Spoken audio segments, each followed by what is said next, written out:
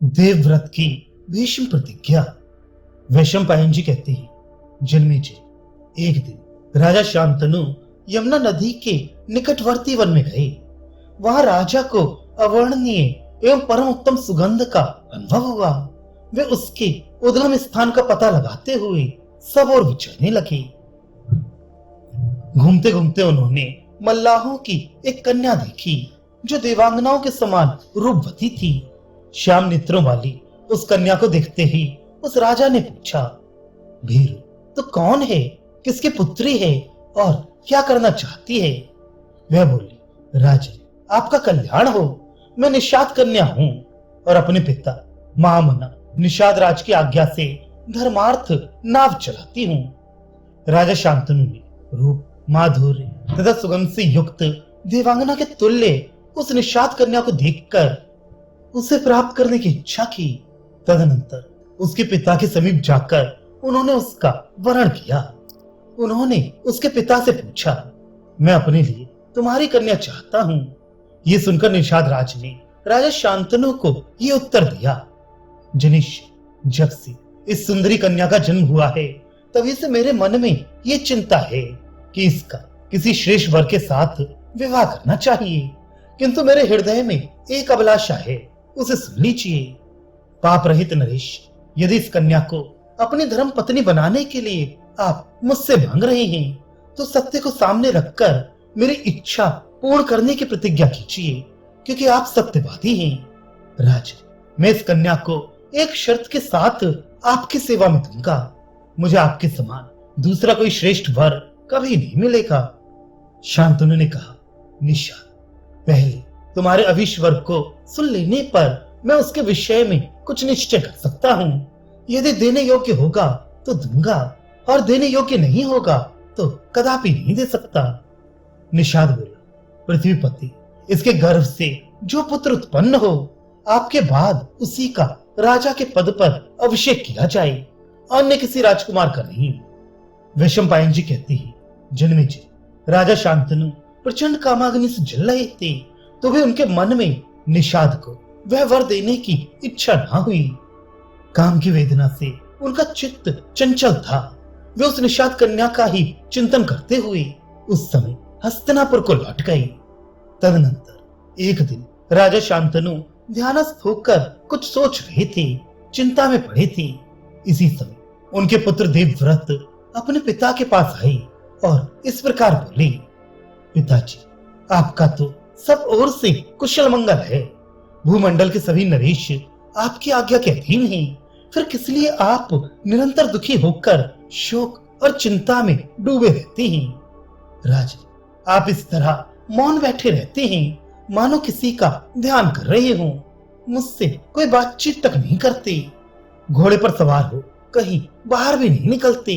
आपकी कांति मलिन होती जा रही है। आप पीले और दुबले हो गए हैं। आपको कौन सा रोग लग गया है ये मैं जानना चाहता हूँ, जिससे मैं उसका प्रतिकार कर सकूं।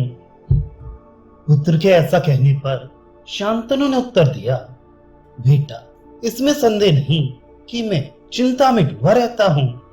वो चिंता कैसी है सो बताता हूँ।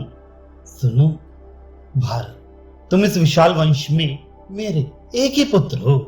तुम भी सदा अस्त्र शस्त्रों के अभ्यास में लगे रहते हो और पुरुषार्थ के लिए सदैव उद्यत रहते हो। बेटा, मैं इस जगत की अनित्यता को लेकर निरंतर शोकग्रस्त एवं चिंतित रहता हूँ। गंगानंदन, यदि किसी प्रकार तुम पर कोई विपत्ति आई तो उसी दिन हमारा ये वंश समाप्त हो जाएगा। इसमें संदेह नहीं कि तुम अकेले ही मेरे लिए 100 पुत्रों से भी बढ़कर हो। मैं पुनः व्यर्थ विवाह नहीं करना चाहता, किंतु हमारी वंश परंपरा का लोप ना हो, इसी के लिए मुझे पुनः पत्नी की कामना हुई है। तुम्हारा कल्याण हो। धर्मवादी विद्वान कहते हैं कि एक पुत्र का होना संतानहीनता के ही तुल्य है। भारत, एक आंख अथवा एक पुत्र यदि है तो वह भी नहीं के बराबर है। नेत्र का नाश होने पर मानो शरीर का ही नाश हो जाता है। इसी प्रकार पुत्र के नष्ट होने पर कुल परंपरा ही नष्ट हो जाती है। अग्निहोत्र, तीनों वेद तथा शिष्य प्रशिष्य के क्रम से चलने वाले विद्या जनित वंश की अक्षय परंपरा, ये सब मिलकर भी जन्म से होने वाली संतान की 16वीं कला के भी बराबर नहीं है। इस प्रकार संतान का महत्व जैसा मनुष्यों में मान्य है, उसी प्रकार अन्य सब प्राणियों में भी है। भारत महाप्राज्ञ, इस बात में मुझे तनिक भी संदेह नहीं है कि संतान, कर्म और विद्या ये 3 ज्योतियां हैं। इनमें भी जो संतान है उसका महत्व सबसे अधिक है। यही वेत्रयी पुराण तथा देवताओं का भी सनातन मत है। मेरी चिंता का जो कारण है वह सब तुम्हें स्पष्ट बता दिया। भारत, तुम शूरवीर हो, तुम कभी किसी की भी बात सहन नहीं कर सकते और सदा अस्त्र शस्त्रों के अभ्यास में ही लगे रहते हो। अतः युद्ध के सिवा और किसी कारण से कभी तुम्हारी मृत्यु होने की संभावना नहीं है। इसलिए मैं इस संदेह में पड़ा हूं कि तुम्हारे शांत हो जाने पर इस वंश परंपरा का निर्वाह कैसे होगा। यही मेरे दुख का कारण है। वह सबका सब तुम्हें बता दिया। वैशंपायन जी कहते हैं, जन्मेजय, राजा के दुख का वह सारा कारण जानकर परम बुद्धिमान देवव्रत ने अपनी बुद्धि से भी उस पर विचार किया। तदनंतर वे उसी समय तुरंत अपने पिता के हितैषी बूढ़े मंत्री के पास गए और पिता के शोक का वास्तविक कारण क्या है इसके विषय में उनसे पूछताछ की। भरत श्रेष्ठ, कुरुवंश के श्रेष्ठ पुरुष देवव्रत के भली भांति पूछने पर वृद्ध मंत्री ने बताया कि महाराज एक कन्या से विवाह करना चाहते हैं। उसके बाद भी दुख से दुखी देवव्रत ने पिता के सारथी को बुलाया। राजकुमार की आज्ञा पाकर कुरुराज शांतनु का सारथी उनके पास आया। तब महाप्राज्ञ भीष्म ने पिता के सारथी से पूछा। भीष्म बोले, सारथी, तुम मेरे पिता के सखा हो क्योंकि उनका रथ जोतने वाले हो। क्या तुम जानते हो कि महाराज का अनुराग किस स्त्री में है? मेरे पूछने पर तुम जैसा कहोगे वैसा ही करूंगा, उसके विपरीत नहीं करूंगा। सूत बोला, नरश्रेष्ठ, एक धीवर की कन्या है, उसी के प्रति आपके पिता का अनुराग हो गया है।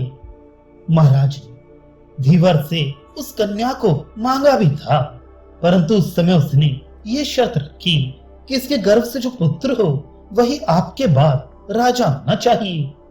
आपके पिताजी के मन में धीवर को ऐसा वर देने की इच्छा नहीं हुई। इधर उसका भी पक्का निश्चय है कि ये शर्त स्वीकार किए बिना मैं अपनी कन्या नहीं दूंगा। वीर, यही वृतांत है जो मैंने आपसे निवेदन कर दिया। इसके बाद आप जैसा उचित समझे वैसा करें। यह सुनकर कुमार देवव्रत ने उस समय बूढ़े क्षत्रियों के साथ निषाद राज के पास जाकर स्वयं अपने पिता के लिए उसकी कन्या मांगी। भारत, उस समय निषाद ने उनका बड़ा सत्कार किया और विधि पूर्वक पूजा करके आसन पर बैठने के पश्चात साथ आए हुए क्षत्रियों की मंडली में दाशराज ने उनसे कहा। दाशराज बोला, याचकों में श्रेष्ठ राजकुमार, इस कन्या को देने में मैंने राज्य को ही शुल्क रखा है। इसके गर्भ से जो पुत्र उत्पन्न हो वही पिता के बाद राजा हो। राजा शांतनु के पुत्र अकेले आप ही सबकी रक्षा के लिए पर्याप्त हैं। शस्त्रधारियों में आप सबसे श्रेष्ठ समझे जाते हैं, परंतु तो भी मैं अपनी बात आपके सामने रखूंगा। ऐसे मनोनुकूल और स्पृहणीय उत्तम विवाह संबंध को ठुकराकर कौन ऐसा मनुष्य होगा जिसके मन में संताप ना हो, भले ही वह साक्षात इंद्र ही क्यों ना हो। ये कन्या एक आर्य पुरुष की संतान है जो गुणों में आप लोगों के ही समान है और जिनके वीर से इस सुंदर सत्यवती का जन्म हुआ है।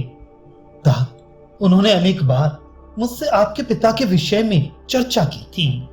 वे कहते थे सत्यवती को बिहाने योग्य केवल धर्मज्ञ राजा शांतनु ही हैं।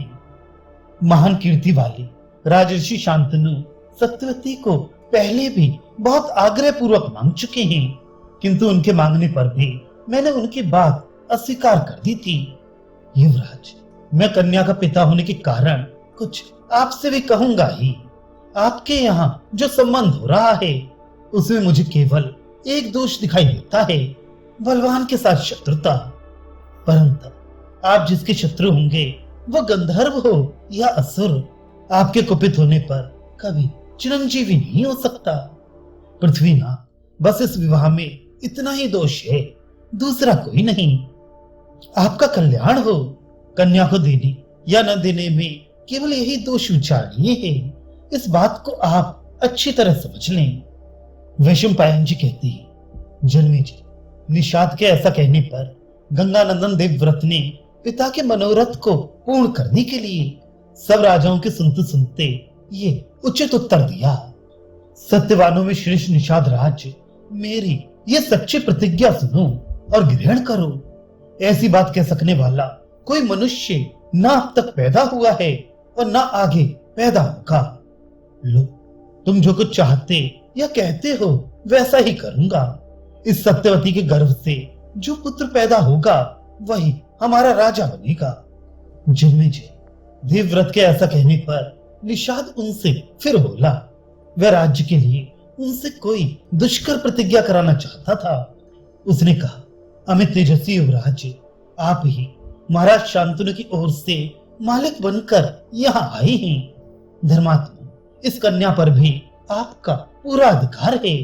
आप जिसे चाहें इसे दे सकते हैं। आप सब कुछ करने में समर्थ हैं। परंतु सौम्य, इस विषय में मुझे आपसे कुछ और कहना है और वह आवश्यक कार्य है। अतः आप मेरे इस कथन को सुनिए। शत्रुदमन, कन्याओं के प्रति स्नेह रखने वाले सगे संबंधियों का जैसा स्वभाव होता है, उसी से प्रेरित होकर मैं आपसे कुछ निवेदन करूंगा। सत्य धर्म परायण राजकुमार, आपने सत्यवती के हित के लिए इन राजाओं के बीच में जो प्रतिज्ञा की है वह आपके ही योग्य है।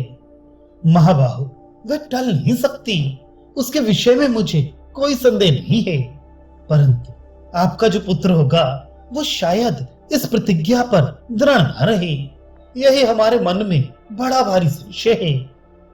वैशंपायन जी कहते हैं, राज, निषाद राज के इस अभिप्राय को समझकर सत्य धर्म में तत्पर रहने वाले कुमार देवव्रत ने उस समय पिता का प्रिय करने की इच्छा से ये कठोर प्रतिज्ञा की।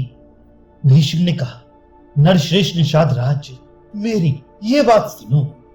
जो ऋषि, देवता एवं अंतरिक्ष के प्राणी यहाँ हो वे सब भी सुने। मेरे समान वचन देने वाला दूसरा नहीं है। निषाद, मैं सत्य कहता हूँ, पिता के हित के लिए सब भूमिपालों के सुनते हुए मैं जो कुछ कहता हूँ मेरी इस बात को समझो। राजा, राज्य तो मैंने पहले ही छोड़ दिया है, अब संतान के लिए भी अटल निश्चय कर रहा हूँ। निषाद राज, आज से मेरा आजीवन अखंड ब्रह्मचर्य व्रत चलता रहेगा। मेरे पुत्र ना होने पर भी स्वर्ग में मुझे अच्छे लोक प्राप्त होंगे। मैंने जन्म से लेकर अब तक कोई झूठी बात नहीं कही है। जब तक मेरे शरीर में प्राण रहेंगे तब तक मैं संतान उत्पन्न नहीं करूंगा। तुम पिताजी के लिए अपनी कन्या दे दो। दास, मैं राज्य तथा मैथुन का सर्वथा परित्याग करूंगा और ऊर्ध्व रहता नैतिक ब्रह्मचारी होकर रहूंगा। यह मैं तुमसे सत्य कहता हूँ। वैशंपायन जी कहती है, देवव्रत का यह वचन सुनकर धर्मात्मा निषाद राज के रोंगटे खड़े हो गए।